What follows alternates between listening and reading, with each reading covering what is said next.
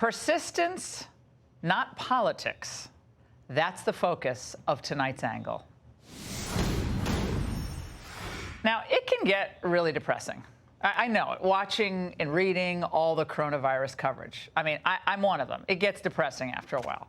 Well, the numbers around the world are still increasing. 240,000 people infected, over 9,800 dead.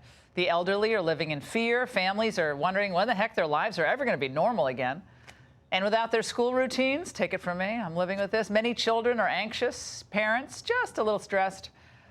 A restaurateur and neighbor, a dear, dear man, a friend of mine, had to let go 300 employees today.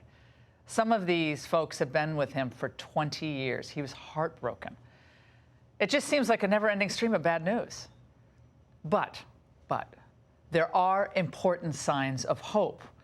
Light. You can see it. Look closely. It's at the end of the tunnel. Companies in the United States and elsewhere are stepping up and retooling their operations to churn out medical supplies, hand sanitizers, ventilators, and more help for all of us to fight this coronavirus. More people, and this is really good, are getting tested every day. Between March 2nd and March 14th, 10.4 million lab tests were put into the healthcare system. 45,000 people have been tested through the CDC. Remember, I was complaining about the CDC. Well, 45,000. 63,000 have already been tested by commercial labs. 20,000 tests already resolved. Hundreds of thousands more are coming in the next week. Look, the president wanted results. He's impatient for results, and he got them. And he got them when Secretary of Health and Human Services, Alex Azar, pushed for the private sector to take this up, along with a massive deregulatory push.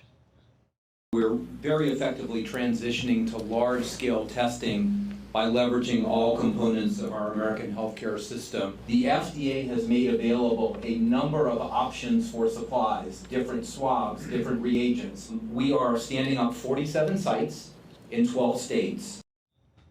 And here's some other promising news about COVID-19's mortality rate. Now, check this out. Using a slew of public and previously published information, a group of researchers estimated the probability of dying after developing symptoms of COVID-19 in Wuhan was 1.4%. Now, it's still not great. We don't want anyone to die, but that's at least 50% lower as a mortality rate than has been previously reported in many different outlets. Now, let's hope that number holds over time, and especially as more people are tested worldwide, even those who are asymptomatic. But perhaps the best news of all is about a drug I brought to your attention on Monday night.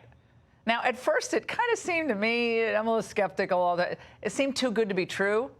But the results in France, in China, and beyond have been nothing short of impressive. What if there's already a cheap and widely available medication that's on the market to treat the virus? Well, according to a new study, there is such a drug. It's called chloroquine. All of these different antivirals have been shown fairly promising in some of the early trials, some of them in vitro. Are those the types of antivirals for the treatment, not the vaccine, that you all are looking at? Right.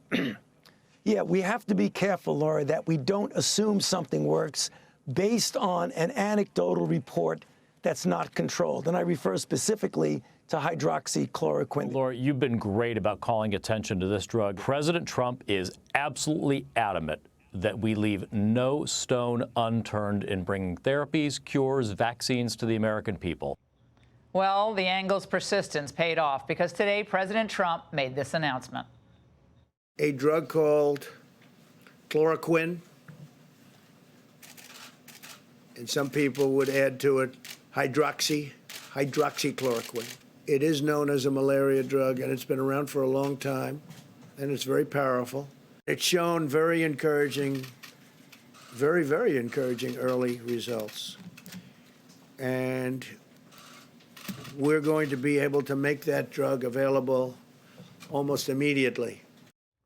Now, after this happened, the drug company Bayer donated 3 million of the pills of this particular drug to the Trump administration. Now, although the FDA still has not approved the drug for use as a treatment for COVID-19, doctors here can still prescribe it.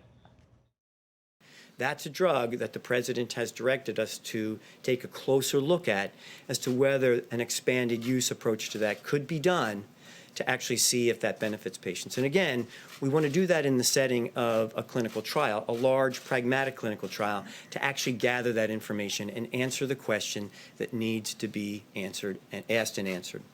Well, I have a feeling, and given the fact that most of the country is locked down right now, that a controlled study of, 2,000 patients could be organized pretty quickly, given what's at stake here. I'll happily volunteer. If you're looking for volunteers, okay, I'll volunteer. The FDA needs to hop onto this pronto. It looks like they are. That's great news. Now, seeing the president snap his team into action, and in the process, harnessing the full power of the government, all of the government, the private sector, and our citizens who are doing great acts of selflessness during this entire crisis, it gives all of us hope in this really difficult time. As we've done with polio and the measles and so much else, we'll find the answers we need. We've beaten diseases in the past, and we'll do it again. And that's the angle.